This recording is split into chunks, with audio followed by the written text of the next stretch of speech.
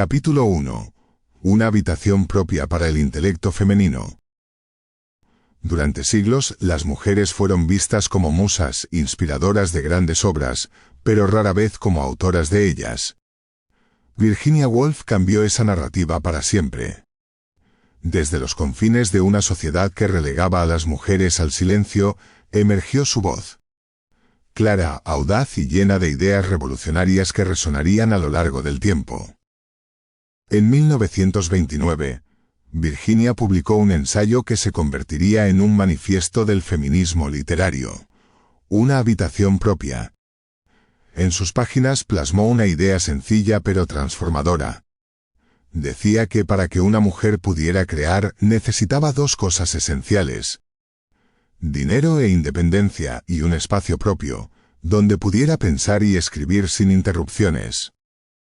Esa habitación propia era más que un lugar físico. Era un símbolo de libertad intelectual. Virginia argumentaba que las mujeres habían sido históricamente privadas de esta libertad.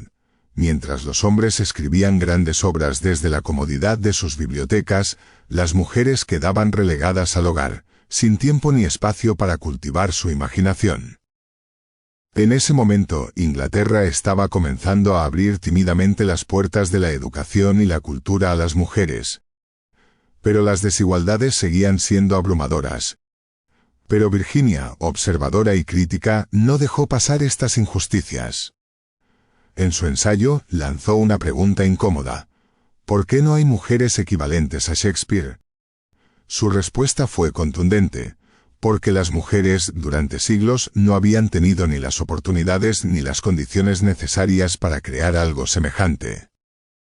Virginia no solo habló del pasado, en realidad hablaba también del presente. Sus palabras eran una invitación a las mujeres de su tiempo a reclamar un lugar en el mundo, a imaginar un futuro diferente.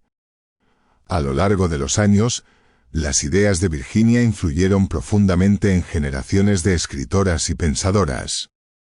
Simone de Beauvoir, por ejemplo, encontró en Virginia la inspiración para desentrañar las raíces de la opresión de las mujeres en su propia obra literaria. Autoras como Adrienne Rich también bebieron de su pensamiento, llevando la lucha feminista literaria a nuevas alturas. Pero el impacto de Virginia no se limitó al ámbito académico. Su mensaje trascendió las universidades y las bibliotecas, llegando a lectoras comunes. Mujeres que encontraron en sus palabras un llamado a repensar sus vidas y a desafiar las estructuras que las mantenían limitadas. Virginia no escribió solo para su tiempo, escribió para el futuro.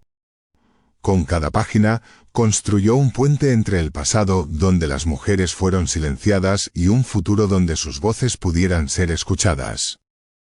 Pero este es solo el inicio de nuestra historia. Para entender la magnitud de su genio, debemos viajar al Londres victoriano, donde una niña brillante y curiosa, nacida en una sociedad profundamente patriarcal, comenzó a desafiar el destino que parecía impuesto para todas las mujeres de su época. Capítulo 2. Infancia y rebelión en una sociedad de sombras. En el Londres victoriano de finales del siglo XIX, el mundo estaba marcado por rígidas normas de clase, género y poder. Era una época de avances industriales y científicos, pero las mujeres seguían siendo relegadas a un rol secundario. El hogar era su reino, y el sacrificio su virtud más celebrada. En este contexto, Virginia nació en 1882, en una familia que parecía ofrecerlo todo, excepto igualdad. Los Stephen eran acomodados y respetados en los círculos literarios de Londres. Su padre, Leslie Stephen, era un destacado crítico literario y editor, dueño de una impresionante biblioteca que simbolizaba el conocimiento y la cultura. Pero para las mujeres de la casa, esa biblioteca no era un espacio de exploración libre, sino un lugar simbólicamente prohibido. Leslie creía en la educación de sus hijos varones, enviándolos a las mejores universidades, mientras que Virginia y su hermana Vanessa recibían lecciones en casa, centradas más en habilidades femeninas que en un desarrollo intelectual completo. A pesar de estas limitaciones, Virginia encontraba maneras de aprender por sí misma. Desarrolló un espíritu autodidacta que la llevó a devorar los libros de su padre siempre que tenía oportunidad. Las diferencias entre las oportunidades de sus hermanos y las suyas no pasaron desapercibidas para ella. Desde joven, empezó a cuestionar en silencio por qué el acceso al conocimiento parecía ser un privilegio masculino. Su madre, Julia, era el modelo ideal de mujer victoriana, una figura de devoción y sacrificio absoluto por los demás. Virginia admiraba a su madre, pero también se sentía atrapada por ese ejemplo de perfección femenina que no dejaba espacio para la independencia ni la expresión personal. En su mente, el hogar era tanto un refugio como una prisión. A medida que crecía, Virginia comenzó a escribir, quizá como una forma de escapar de las limitaciones que la rodeaban. Su mente inquieta buscaba respuestas en las palabras, explorando ideas que germinarían más adelante en su pensamiento feminista. Mientras sus hermanos mayores partían a Cambridge para acceder a un mundo de posibilidades, Virginia creaba su propio universo intelectual entre las sombras de una biblioteca que, aunque no lo supiera entonces, se convertiría en el escenario inicial de su revolución personal.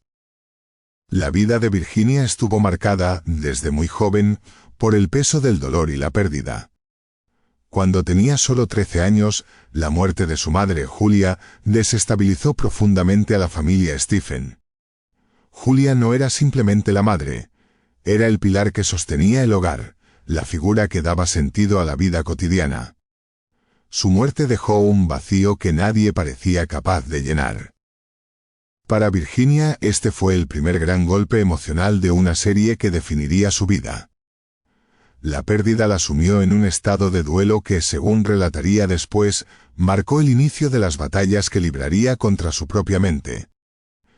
En una época en la que los problemas de salud mental eran malentendidos y con frecuencia ignorados, Virginia se encontró navegando por un mar de emociones que nadie a su alrededor podía comprender.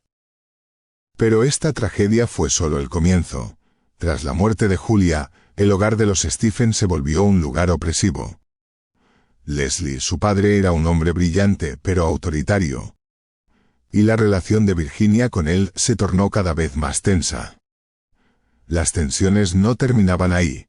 Los problemas dentro de la familia se agravaron debido a las dinámicas de poder entre los hermanos mayores y menores. Virginia, junto a su hermana Vanessa, a menudo sufría la presión de un entorno donde las mujeres no tenían una voz que fuera escuchada. Además, su adolescencia estuvo marcada por experiencias traumáticas que moldearon tanto su visión del mundo como su arte. Estos eventos, dolorosos y complejos, serían un tema que abordaría de manera indirecta en sus obras.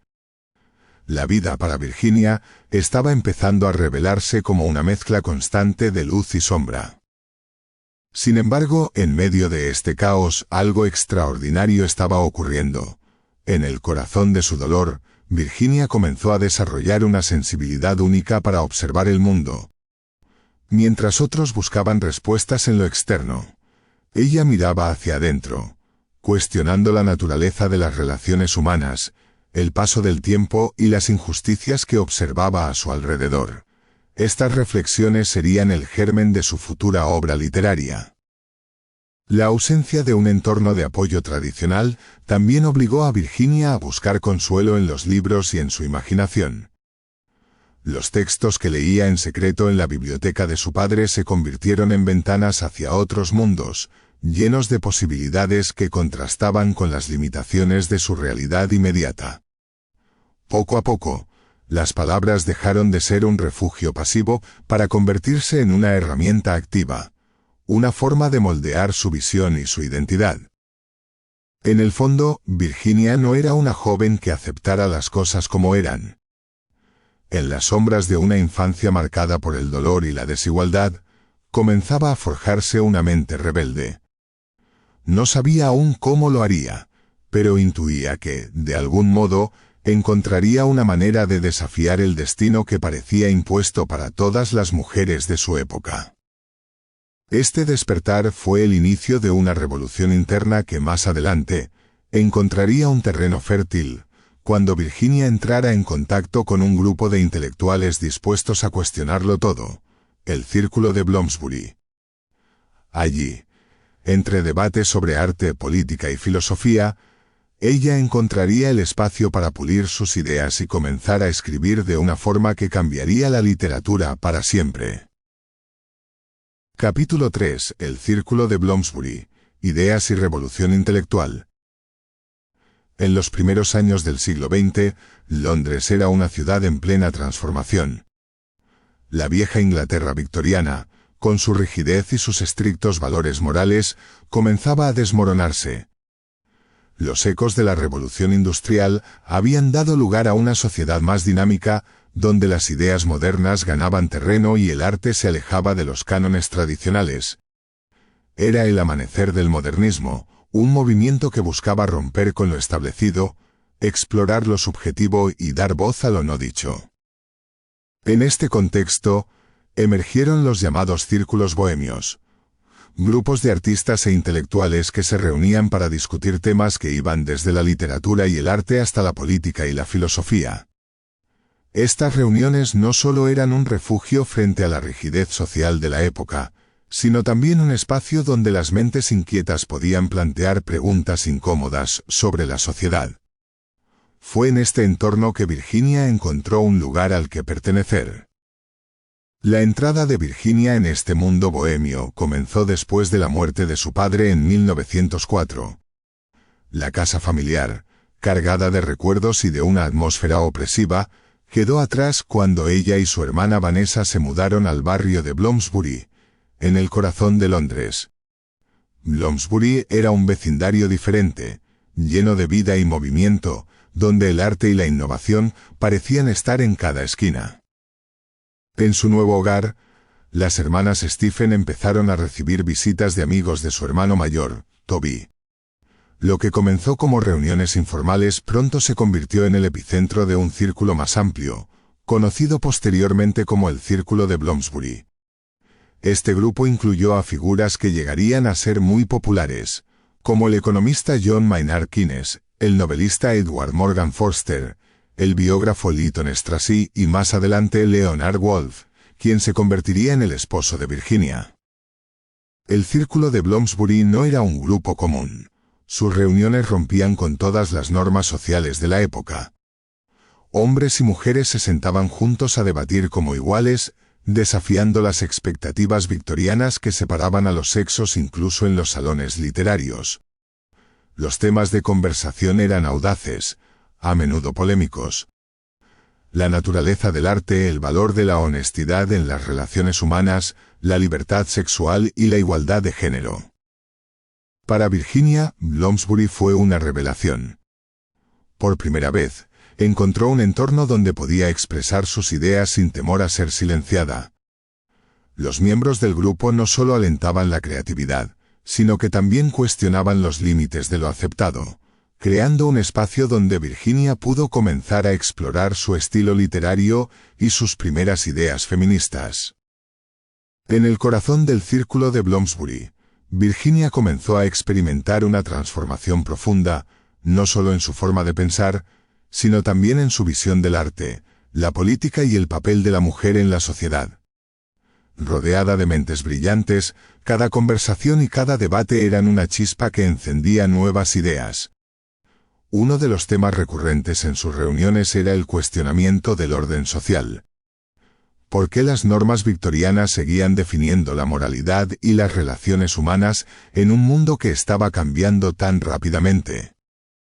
Entre los miembros del grupo, el economista John Maynard Keynes defendía que el progreso económico debía estar al servicio del bienestar humano, no de la acumulación de poder. El novelista Edward Forster exploraba en sus obras las tensiones entre la tradición y la modernidad. Mientras que Lytton Strachey, con su ingenio afilado, desafiaba los valores tradicionales en sus biografías. Estos enfoques radicales influenciaron profundamente a Virginia, quien comenzó a entender que la literatura podía ser más que una narración de hechos. podía ser un medio para desentrañar las emociones humanas, las injusticias sociales y los dilemas morales. Pero no todo era intelecto puro en Bloomsbury. El grupo también celebraba una libertad emocional que contrastaba con las normas rígidas de la sociedad victoriana. Para Virginia, este ambiente de honestidad y experimentación fue liberador, aunque no siempre fácil de navegar. Los debates no solo trataban sobre ideas abstractas, sino que también exploraban las relaciones humanas desde una perspectiva más sincera y directa. Era un mundo donde las mujeres, por primera vez, podían hablar y ser escuchadas, no como adorno, sino como iguales. En medio de este ambiente, Virginia conoció a Leonard, un hombre que compartía su pasión por el pensamiento crítico y su deseo de construir una vida fuera de las expectativas tradicionales. Leonard era un intelectual comprometido, con una visión progresista y un interés profundo por la justicia social. Su relación con Virginia se construyó sobre la admiración mutua, el respeto por el intelecto del otro, y un amor que, aunque a menudo enfrentaba las dificultades de la salud mental de Virginia, se mantuvo como una colaboración constante. Juntos fundaron la Hogarth Press, una editorial que no solo publicó las obras de Virginia, sino también textos fundamentales de autores modernistas y experimentales como Thomas Eliot y Sigmund Freud. La editorial se convirtió en una extensión de su vida compartida. Un espacio donde podían dar vida a las ideas que habían discutido tantas veces en las reuniones de Bloomsbury. Sin embargo, no todo en este círculo era armonía. Bloomsbury también tenía sus límites y las tensiones internas a veces desafiaban las relaciones entre sus miembros. Para Virginia, este ambiente fue tanto un refugio como una fuente de conflictos personales. Las diferencias de personalidad, las rivalidades y los inevitables choques de egos no siempre eran fáciles de manejar. Pero, a pesar de estas dificultades, Bloomsbury seguía siendo el epicentro de una revolución intelectual que la impulsaba a explorar nuevos horizontes. En este entorno, Virginia comenzó a esbozar las ideas que darían forma a su estilo literario único. Rompió con las narrativas lineales y las estructuras tradicionales, experimentando con el flujo de conciencia para capturar la complejidad de las emociones humanas. También fue aquí donde comenzó a dar forma a su pensamiento feminista, alimentado por las discusiones sobre igualdad de género que frecuentemente surgían en las reuniones. El círculo de Bloomsbury no solo transformó a Virginia Woolf, la preparó para convertirse en una de las voces más influyentes de su tiempo. Este grupo de intelectuales, con sus ideas radicales y su búsqueda constante de la verdad, le dio las herramientas para desafiar no solo las expectativas de su sociedad, sino también las limitaciones que habían sido impuestas a las mujeres durante siglos. Capítulo 4. Una habitación propia. El derecho a crear. En 1929, Virginia Woolf publicó uno de los ensayos más influyentes de la historia del feminismo literario, Una habitación propia. Pero esta obra no surgió de la nada. Todo comenzó con una invitación para dar una conferencia en 2 colegios femeninos de Cambridge.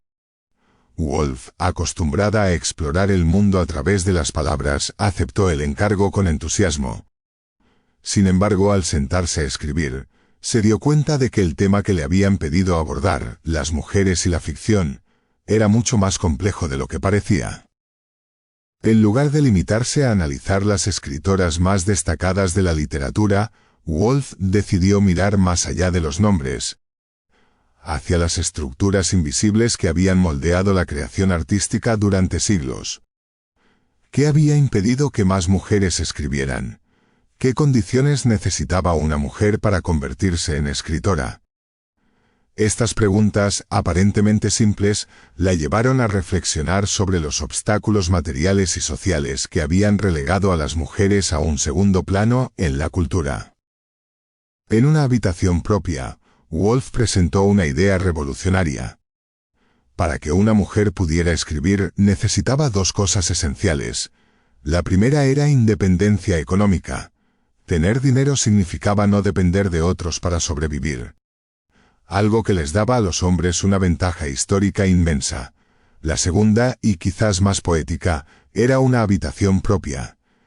Ese espacio físico y mental representaba la libertad de pensar, imaginar y crear sin interrupciones ni restricciones. Woolf sabía que estas condiciones no eran fáciles de alcanzar.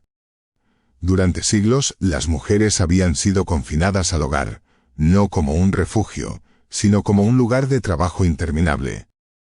El tiempo para leer, escribir o simplemente reflexionar estaba reservado para los hombres, mientras que las mujeres quedaban atrapadas en las tareas domésticas y el cuidado de los demás. En sus conferencias, Woolf habló de estas desigualdades con una mezcla de ironía y lucidez. Si Shakespeare hubiera tenido una hermana igualmente talentosa, decía, ¿habría podido escribir Hamlet? Para Woolf, la respuesta era un rotundo no. No porque las mujeres carecieran de talento, sino porque las circunstancias de su vida lo habrían hecho imposible. Para ilustrar este punto, imaginó la vida de la ficticia Judith Shakespeare, una hermana igual de brillante que el célebre dramaturgo. Judith, en la visión de Woolf, habría crecido en el mismo entorno que su hermano, pero su camino habría sido completamente distinto. Mientras William asistía a la escuela, Judith se habría quedado en casa, aprendiendo a coser y ayudar con las tareas del hogar. Cuando mostrara interés por escribir, probablemente sería ridiculizada o ignorada.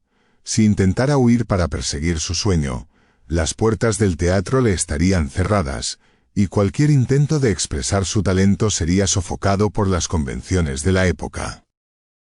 Este ejercicio imaginativo era más que una anécdota. Era un grito de protesta. Woolf no solo cuestionaba el pasado, sino también el presente.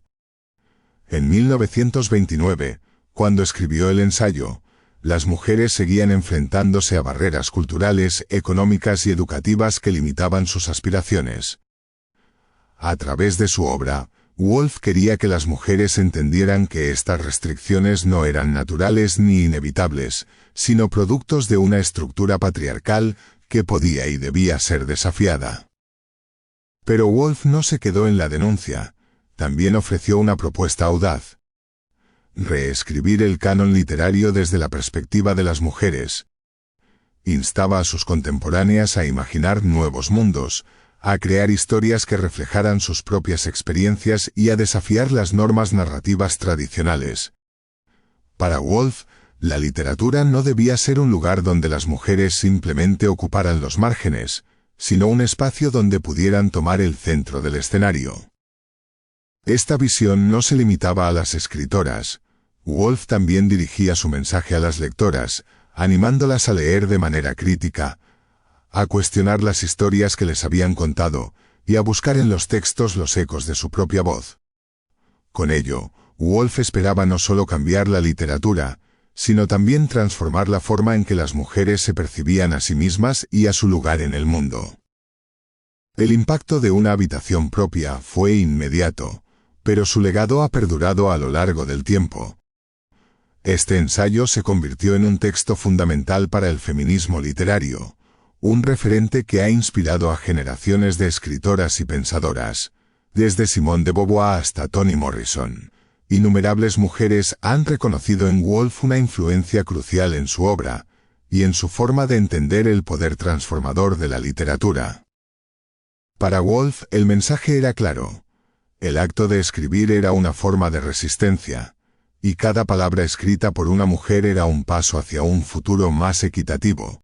Con este ensayo, Woolf no solo reivindicó el derecho de las mujeres a crear, también les dio las herramientas para imaginar un mundo donde ese derecho fuera incuestionable. Pero su revolución no se detuvo en las palabras. Sus novelas, cargadas de innovación y audacia, serían el siguiente capítulo en su búsqueda por redefinir lo que significaba ser mujer y escritora. Capítulo 5. Las novelas modernistas, rompiendo esquemas literarios. En las primeras décadas del siglo XX, el modernismo literario irrumpió como una revolución que desafiaba todo lo conocido. Las grandes novelas victorianas, con sus tramas lineales y narradores omniscientes, comenzaron a dar paso a formas nuevas que buscaban capturar la complejidad de la mente humana. Este movimiento no era solo una innovación estilística. Era una respuesta a un mundo que había cambiado para siempre tras la Primera Guerra Mundial. Un mundo lleno de incertidumbre, fragmentación y contradicciones. Virginia fue una de las figuras centrales de esta revolución literaria, al igual que James Joyce con Ulises y Thomas Eliot con La Tierra Baldía. Woolf desarrolló un lenguaje narrativo capaz de expresar la riqueza y la profundidad de las emociones humanas. Pero a diferencia de muchos de sus contemporáneos, su enfoque estaba profundamente anclado en las experiencias cotidianas. Especialmente las de las mujeres, quienes habían sido ignoradas o caricaturizadas en gran parte de la literatura anterior. Su obra La señora Dalloway, publicada en 1925, es un ejemplo magistral de esta transformación. La novela cuenta la historia de un solo día en la vida de Clarissa Dalloway, una mujer de la alta sociedad londinense que organiza una fiesta en su casa. Sin embargo, bajo la superficie de esta trama aparentemente sencilla, Woolf construye un retrato íntimo y complejo de sus personajes, explorando sus pensamientos, recuerdos y emociones con una profundidad que pocos escritores habían alcanzado antes. La innovación principal de la señora Dalloway es el uso del flujo de conciencia.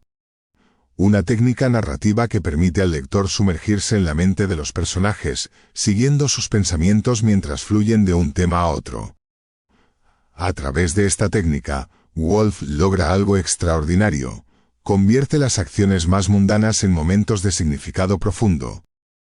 Mientras Clarissa camina por Londres comprando flores, su mente viaja a través del tiempo, recordando amores pasados, decisiones tomadas y los pequeños pero significativos momentos que han definido su vida.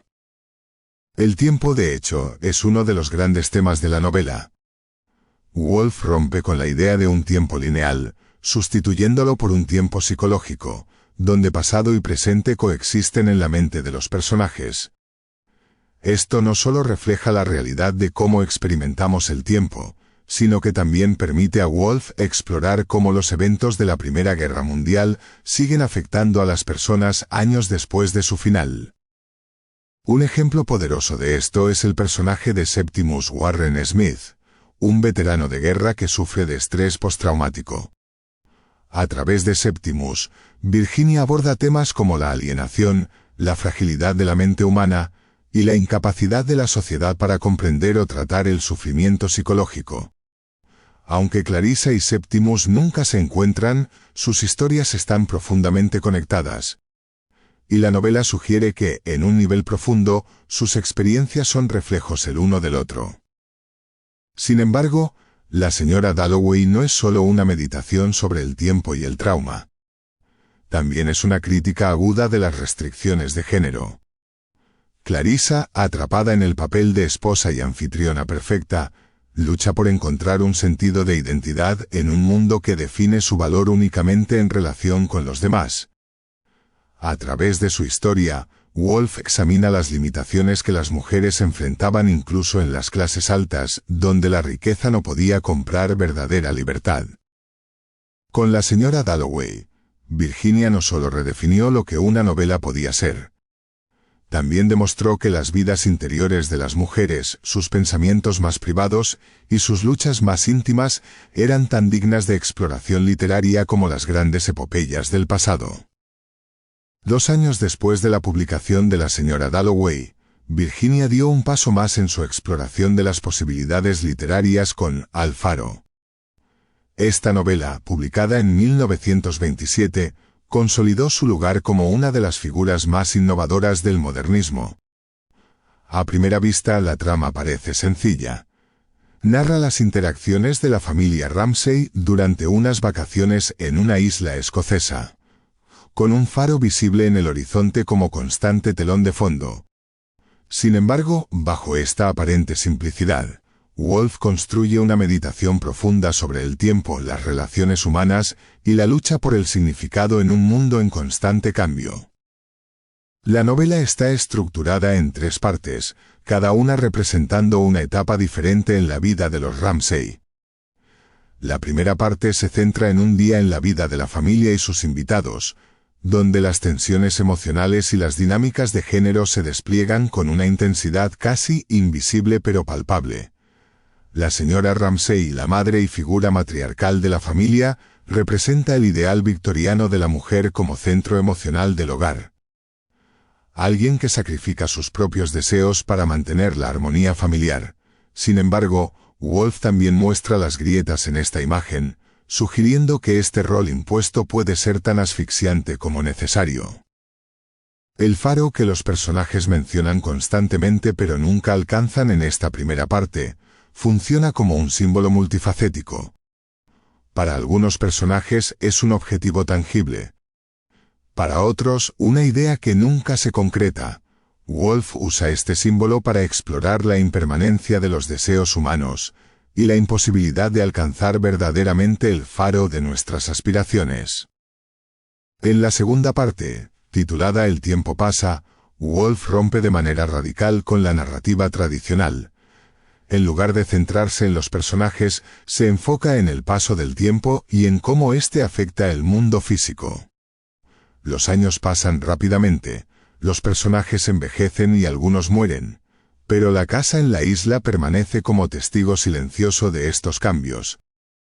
Este enfoque le permite a Woolf explorar la fragilidad de la vida humana frente a la indiferencia del tiempo, una idea que resuena con la filosofía del modernismo. En la tercera parte, la novela retoma la historia años después cuando los Ramsay finalmente hacen el viaje al faro. Sin embargo, lo que parece ser una resolución narrativa es, en realidad, una meditación sobre el arte y la memoria. Lily Briscoe, una pintora que ha luchado por encontrar su voz artística en un mundo que subestima a las mujeres, finalmente completa un cuadro que había comenzado en la primera parte del libro. A través de Lily, Woolf conecta el proceso creativo con la búsqueda de sentido, mostrando cómo el arte puede ser una forma de trascendencia frente a la impermanencia de la vida. Al igual que en La señora Dalloway, El faro es tanto una obra literaria como un manifiesto feminista. Woolf utiliza sus personajes femeninos para cuestionar los roles tradicionales de género, y para mostrar cómo las mujeres luchan por encontrar un espacio propio en un mundo que las define a través de los demás. La señora Ramsay y Lily Briscoe son reflejos de 2 caminos opuestos: el sacrificio total al ideal femenino y la búsqueda de una identidad individual a través del arte. Las novelas de Virginia Woolf no solo fueron innovaciones estilísticas, también fueron actos de resistencia. Al rechazar las estructuras narrativas tradicionales y dar prioridad a las voces y experiencias de las mujeres, Woolf reescribió las reglas de lo que la literatura podía ser. Sus obras desafiaron a sus contemporáneos a reconsiderar la forma en que entendían el arte, la vida y las relaciones humanas. El impacto de Woolf en la literatura ha sido inmenso. Escritores como Toni Morrison, Gabriel García Márquez y Margaret Atwood han reconocido su influencia en sus propias obras. Más allá de sus contribuciones técnicas, el legado de Woolf reside en su valentía para explorar las emociones humanas con una honestidad brutal y una belleza poética que sigue resonando a día de hoy.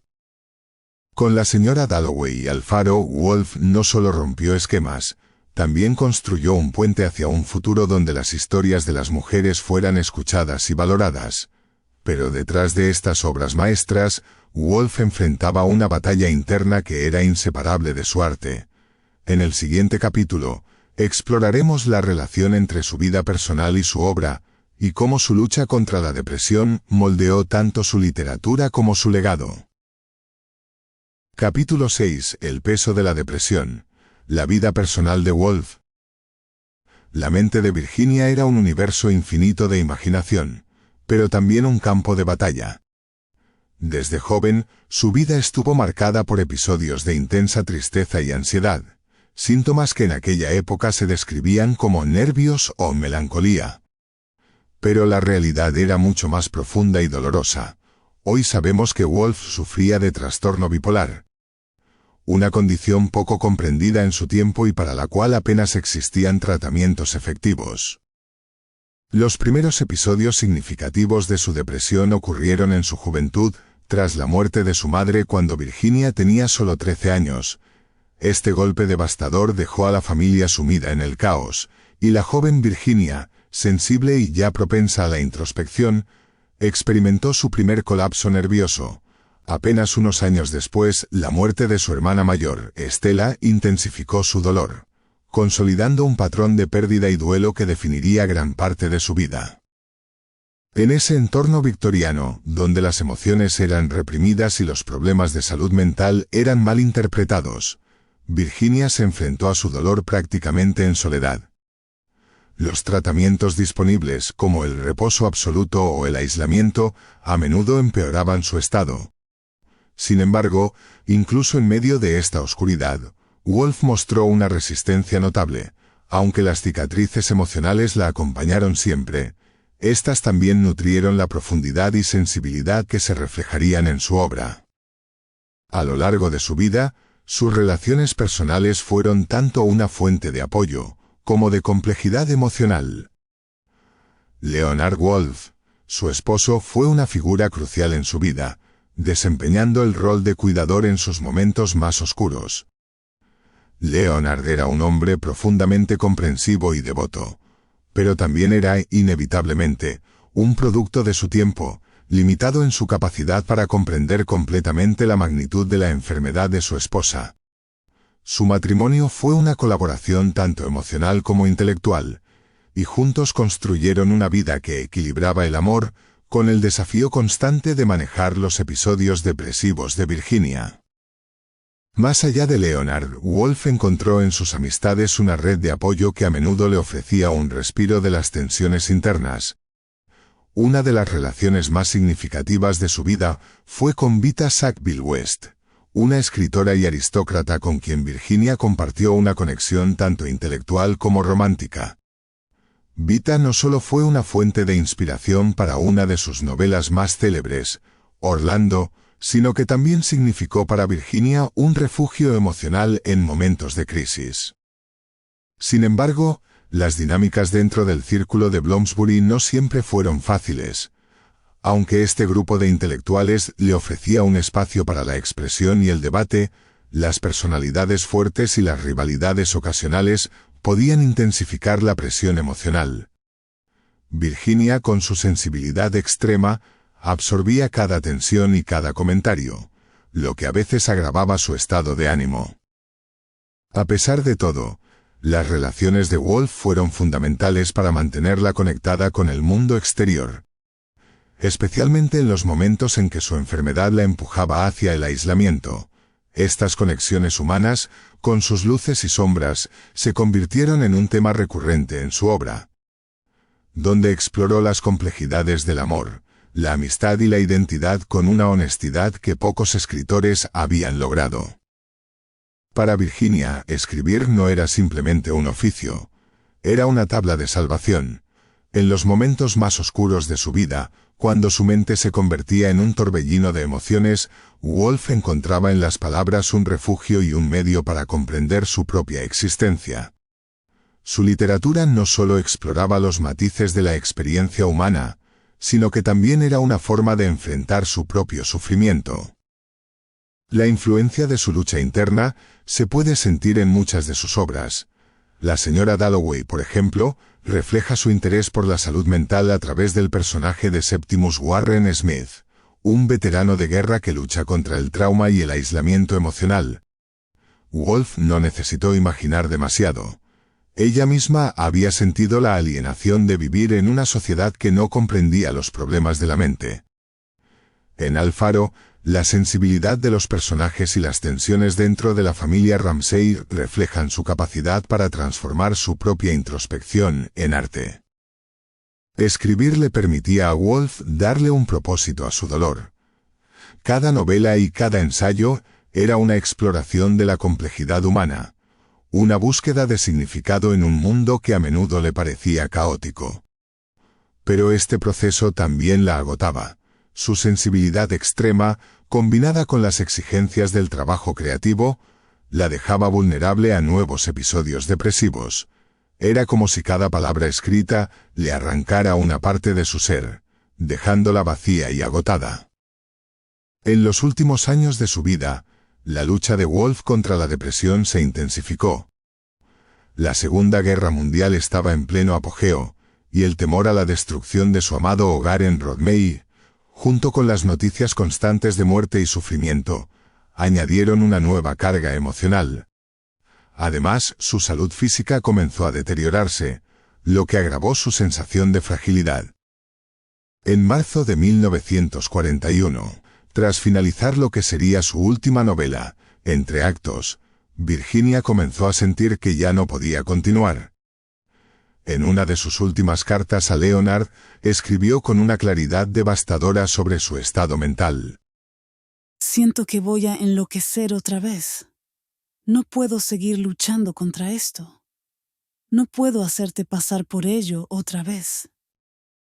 El 28 de marzo de 1941, Virginia Woolf llenó los bolsillos de su abrigo con piedras y se adentró en el río Ouse, cerca de su casa en Sussex. Su cuerpo fue encontrado días después. Había dejado una nota para Leonard, llena de amor y gratitud, pero también de desesperación. Aunque su muerte fue un golpe devastador para quienes la conocían, muchos entendieron que, para Virginia, esta era la única forma de encontrar paz. Sin embargo, su historia no termina ahí. Aunque la vida de Virginia estuvo marcada por el dolor, su legado es una celebración de la resiliencia creativa. Transformó su sufrimiento en obras de una belleza y profundidad incomparables, dejando una huella indeleble en la literatura y el pensamiento.